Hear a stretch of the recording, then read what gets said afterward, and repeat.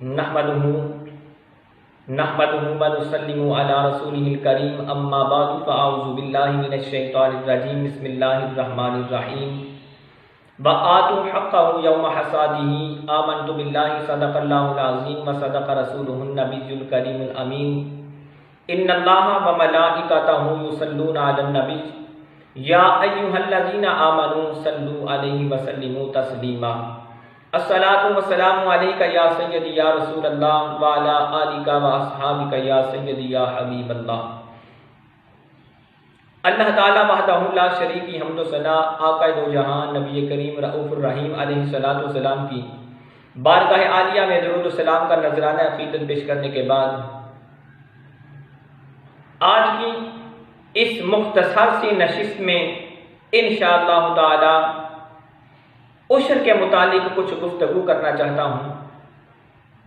اللہ تعالیٰ کی بارگاہ میں دعا ہے کہ اللہ تعالیٰ ہماری اس مختصر سی گفتگو کو اپنی بارگاہ میں شرف قبولیت عطا فرما کر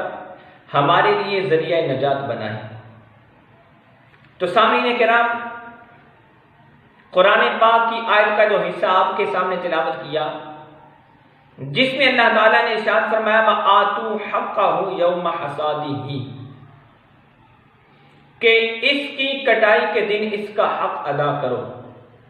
یعنی فصل کی کٹائی کے دن فصل کا حق ادا کرو۔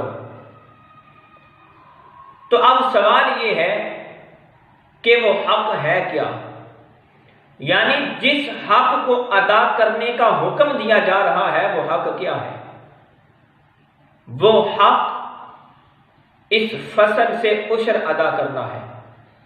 جیسا کہ اکابر صحابہ و تابعین رضی اللہ تعالی عنہم سے یہ بات مروی ہے۔ چنانچہ فتاوی رضویہ شریف میں ہے کہ حضرت ابن عباس، حضرت طاؤس، حضرت حسن اور حضرت سعید بن مسیب رضی اللہ تعالی عنہم، یہ جو تمام حضرات ہیں، یہ فصل کے حق سے مراد اس سے عشر ادا کرنے کو لیتے ہیں، یعنی کہتے ہیں کہ فصل کا حق یہ ہے کہ اس سے عشر ادا کر دیا جائے۔ اب پہلی بات یہ ہے کہ عشر کہتے کس کو ہیں، یعنی عشر کیا ہے اور اس کی مقدار کتنی ہے، یعنی عشر دینا کتنا ہے۔ تو عشر کی تعریف لکھتے ہوئے فتاوی ہندیہ میں لکھتے ہیں، زمین سے نفع حاصل کرنے کی غرض سے اگائی جانے والی شے کی پیداوار پر جو زکوٰۃ ادا کی جاتی ہے اس زکوٰۃ کا نام عشر ہے، اور اس کی مقدار کتنی ہے؟ وہ کھیت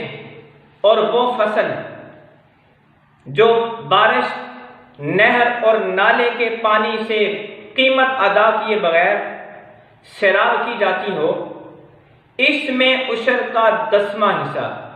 یعنی اس میں عشر 10واں حصہ واجب ہوگا۔ اور جس کھیت کی آبپاشی ڈول یا اپنے ٹیوب ویل وغیرہ سے کی جاتی ہو، اس میں نصف عشر، یعنی اس میں عشر 20واں حصہ ہوگا، جیسا کہ حدیث نبوی میں بھی ہے، ان سالم بن عبد اللہ ان ابیہ ان النبی صلی اللہ علیہ وآلہ وسلم قال فیما سقط السماء والعیون او کان عصریجا العشر وما سقیا بالنضح نصف العشر، کہ حضور نبی کریم علیہ السلام نے ارشاد فرمایا کہ وہ زمین جسے آسمان یعنی بارش کا پانی یا چشمہ سیراب کرتا ہو، یا وہ زمین خود بخود اپنی نمی سے سیراب ہو جاتی ہو، تو اس کی پیداوار سے 10واں حصہ لیا جائے گا۔ اور وہ زمین جسے کنویں سے پانی کھینچ کر سیراب کیا جاتا ہو، اس کی پیداوار سے عشر 20واں حصہ لیا جائے گا۔ یہ مختصر سی عشر کی تعریف اور اس کی مقدار کی تفصیل ہے۔ تو قرآن پاک کے اندر عشر ادا کرنے والے لوگوں کو انعامات آخرت کی اللہ تعالیٰ نے خوشخبری دی ہے، جیسا کہ قرآن مجید میں اللہ تعالیٰ نے ارشاد فرمایا وَمَا أَنفَقْتُم مِّن شَيْءٍ فَهُوَ يُخْلِفُهُ وَهُوَ خَيْرُ الرَّازِقِينَ، کہ جو تم اللہ کی راہ میں خرچ کرو وہ اس کے بدلے تمہیں اور عطا فرمائے گا، اور وہ سب سے بہتر رزق عطا فرمانے والا ہے۔ تو اس قرآن کے حصے سے یہ بات معلوم ہو گئی کہ اللہ کی راہ میں خرچ کرنے سے مال میں کمی نہیں ہوتی، بلکہ اللہ کی راہ میں جتنا مال خرچ کیا جائے اللہ تعالیٰ اس کے بدلے میں اور عطا فرماتا ہے، وہ بہترین رزق عطا فرمانے والا ہے، وَهُوَ خَيْرُ الرَّازِقِينَ۔ اسی طرح احادیث مبارکہ میں بھی حضور نبی کریم علیہ الصلوۃ والسلام نے ترغیب امت کے لیے کئی مقامات پر راہ خدا میں خرچ کرنے کے فضائل کو بیان فرمایا۔ حضرت حسن رضی اللہ تعالیٰ عنہ سے روایت ہے کہ حضور نبی کریم علیہ الصلوۃ والسلام نے ارشاد فرمایا، زکوٰۃ دے کر اپنے اموال کو مضبوط قلعوں میں کر لو، اور اپنے بیماروں کا علاج صدقے سے کرو، اور بلا نازل ہونے پر دعا اور تضرع یعنی گریہ و زاری سے استعانت کرو۔ تو اس حدیث مبارکہ میں حضور علیہ الصلوۃ والسلام نے ارشاد فرمایا کہ اپنے اموال کی زکوٰۃ دے کر ان کو مضبوط قلعوں میں کر لو، یعنی ان کو محفوظ کر لو۔ تو اس سے پتہ چلا کہ زکوٰۃ ادا کرنے سے مال محفوظ ہو جاتا ہے، مال چوری ہونے سے اور ہر قسم کی مصیبت اور شر سے مال محفوظ ہو جاتا ہے۔ اسی طرح حضرت جابر رضی اللہ تعالیٰ عنہ سے روایت ہے کہ حضور نبی کریم علیہ الصلوۃ والسلام نے ارشاد فرمایا، جس بندے نے اپنے مال کی زکوٰۃ ادا کر دی، بے شک اللہ تعالیٰ نے اس سے شر کو دور فرما دیا، یعنی جس نے اپنے مال کی زکوٰۃ ادا کر دی اس کا مال ہر قسم کے شر سے محفوظ ہو جائے گا۔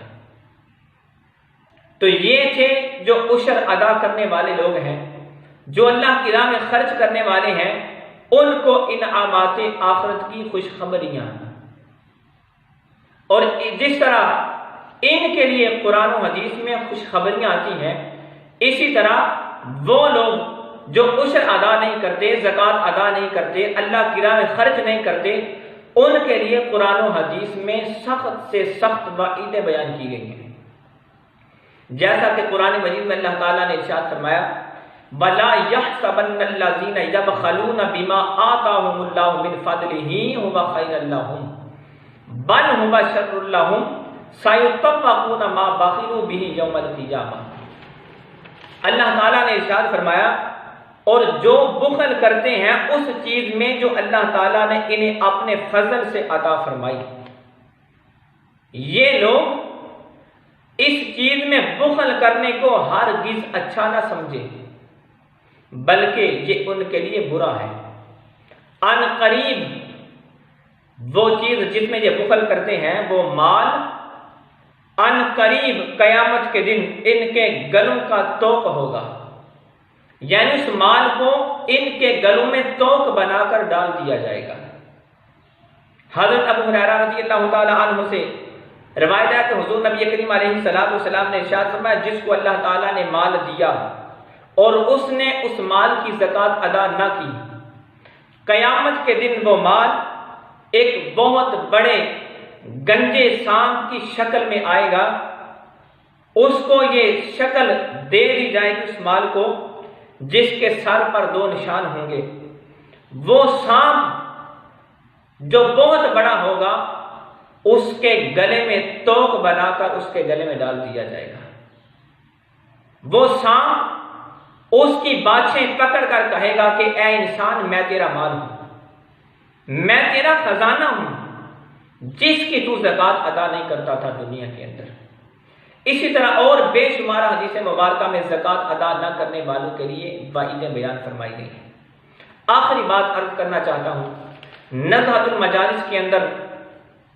حضرت ابن عباس رضی اللہ تعالی عنہما سے روایت ہے، فرماتے ہیں کہ ایک شخص کے پاس بہت مال تھا، وہ بڑا مالدار تھا۔ جب وہ مرا تو اس کی قبر کھودی گئی، جب قبر کو کھودا تو وہاں ایک بہت بڑا سانپ نکل آیا۔ لوگوں نے آپ کو اطلاع دی، آپ نے فرمایا کہ کسی دوسری جگہ اس کی قبر کھود لو۔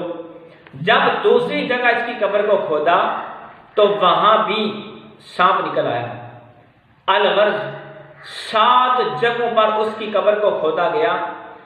جہاں بھی قبر کھودی جاتی تھی وہاں سانپ نکل آتا تھا۔